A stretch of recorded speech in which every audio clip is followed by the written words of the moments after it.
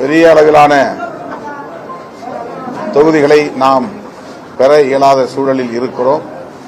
ஆகவே அதை புரிந்து கொண்டு உங்கள் ஒத்துழைப்பு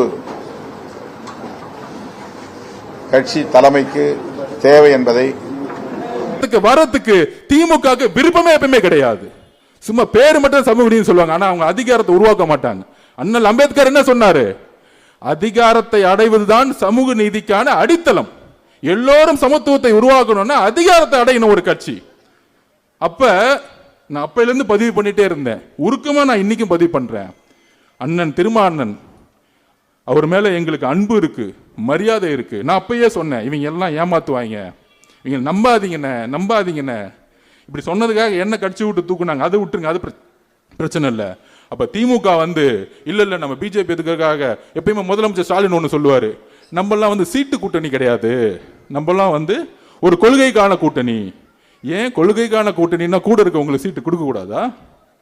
இன்னைக்கு காலையில பதிவு பண்றாரு அண்ணன் திருமாவண்ணன், எவ்வளவு வலியோட பதிவு பண்ணுவாரு. வளரக்கூடாது என்று நினைக்கிறார்கள், போராடி தொகுதிகளை பெற வேண்டும், போராடி நிதியை திரட்ட வேண்டும், நெருக்கடிகளுக்கு இடையில் போராடி வேட்பாளர்களை தேர்வு செய்ய வேண்டும் என்ற பணி சுமைகள் எனக்கு ஏராளமாக உள்ளன. இந்த அரசியல் களமும் சமூக சூழலும் நமக்கு சாதகமாக இல்லை. நாம் எந்த வகையிலும் வலிமை பெறக்கூடாது என நினைப்பவர்களின் எண்ணிக்கையே இங்கு அதிகம். நாம் எந்த வகையிலும் வலிமை பெறக்கூடாது என நினைப்பவர்களின் எண்ணிக்கையே இங்கு அதிகம். அப்படின்னா திமுக தான், வேற யாரு? நாம் எந்த வகையிலும் வலிமை பெறக்கூடாது என நினைப்பவர்கள் எண்ணிக்கையே இங்க அதிகம்னா திமுக பத்தி அவர் பேசிட்டு இருக்காரு. கூட 5 வருஷம் பல கொடுமைகளை தலித் சகோதரர்கள் அனுபவிச்சாங்க.